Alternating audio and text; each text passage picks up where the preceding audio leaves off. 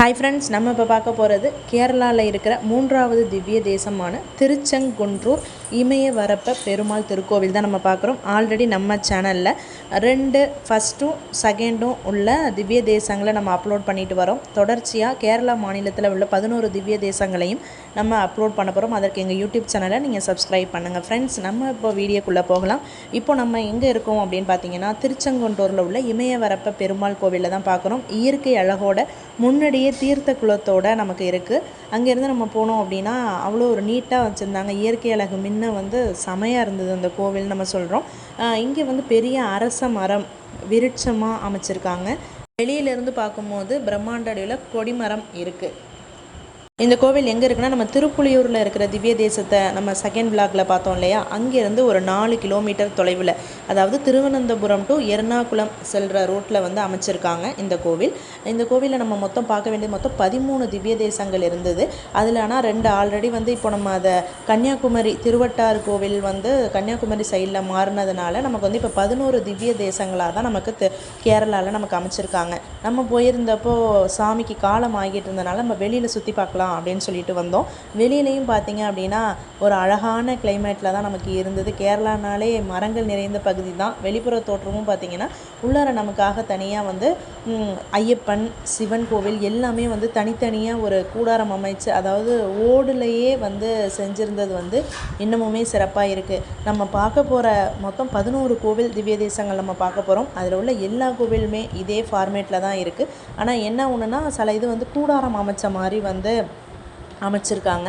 அது கொஞ்சம் டிஃப்ரெண்ட்டாக இருக்குது. ஒவ்வொரு கோவில்லையுமே மரங்கள் தான் நம்ம பார்த்துக்கிட்டே இருக்கிற மாதிரி அங்கே வெயிலே தெரியல. அந்த அளவுக்கு ஒரு கிளைமேட் செமையாக இருந்தது.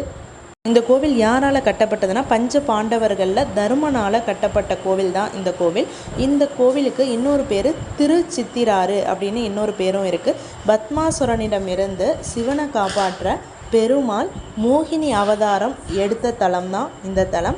மேற்கு நோக்கி நின்ற கோலத்தில் பெருமாள் நமக்கு காட்சி கொடுக்குறாரு. தாயார் செங்கமலிவள்ளி தாயாராக நமக்கு இருக்காங்க. நம்ம இப்போது கோவில் உள்ளார நம்ம பார்க்கும்போது மோகினி அவதாரம் எடுத்ததுனால அதே நின்ற கோலத்தில் நமக்கு காட்சி கொடுக்கறது இன்னமுமே சிறப்பாக இருந்தது. இப்போ நீங்கள் பார்த்தீங்கன்னா தெரியும், நம்ம இப்போ உள்ளார வந்துட்டோம். உள்ளார பார்க்கும்போது ஆல்ரெடி நம்ம போன இதுலேயே நம்ம பார்த்துருந்துருப்போம். அதே ஃபார்மேட்டு தான் இங்கேயும் இருக்குது. மேலே ஒரு பெரிய தொப்பி மாதிரி ஒரு அழகான இதில் அமைச்சிருந்தாங்க. ஒரு சின்ன கீரல் கூட இல்லை, அந்த அளவுக்கு கோவில் நீட்டாக வச்சுருந்தாங்க. ஒரு குப்பை எதையுமே நம்ம பார்க்க முடியாது. ஆனால் எந்த கோயில்லையுமே இங்கே நமக்கு அர்ச்சனை பண்ணுறது கிடையாது. நம்ம பூ பழம் இது மாதிரி நம்ம வாங்கிட்டு போய் நம்ம கொடுத்துட்டு நம்ம வர வேண்டியதாக. நெய் தீபம் தான் வச்சுருக்காங்க. அதை நம்ம வாங்கிட்டு போய் நம்ம கொடுக்குற மாதிரி இருக்குது.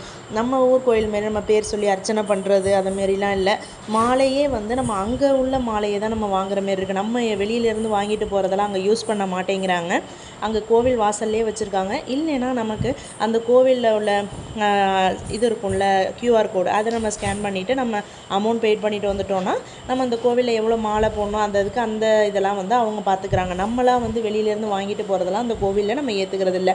கேரளாவில் உள்ள எல்லா கோவில்லையுமே அப்படி தான் இருக்குது. அங்கேயே அவங்களாவே நெய்வேத்தியம் பண்ணுறது தான் மட்டும் அந்த கோவிலில் நடைபெற்றுட்டு இருக்குது.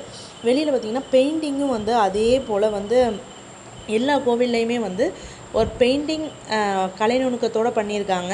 எல்லாமே செப்பு பாத்திரங்கள். கேரளாவில் இருக்கிற அந்த விளக்கும் பார்த்திங்க அப்படின்னா நம்ம மாரி திருவாச்சிலாம் வச்சுருக்க மாட்டாங்க. ஃபுல்லாகவே முழுக்கட்டையாக இருக்கிற மாதிரி இருக்குது. எல்லா கோவில்லையுமே அதே தான் பயன்படுத்துகிறாங்க. ஆனால் என்ன ஒன்றுனா எல்லாருமே இங்கே தானமாக கொடுக்கறதுக்கு வாழைப்பழம் பலாப்பழம் அவங்க வீட்டில் தோப்பில் காய்க்கிறதெல்லாம் இங்கே தானமாக நமக்கு கொடுத்துட்டு போகிறாங்க. அதை நம்ம கொடுக்கும்போது நம்ம எல்லா தோட்டங்களில் செல்வ செழிப்பாக இருக்கும் அப்படிங்கிறது நம்பிக்கையாக இருக்குது. ஓகே ஃப்ரெண்ட்ஸ், இதோட இந்த விளாக் முடியுது. நம்ம நெக்ஸ்ட்டு விளாகில் நம்ம அடுத்த திவ்ய தேசத்தை பார்க்கலாம். தேங்க்யூ.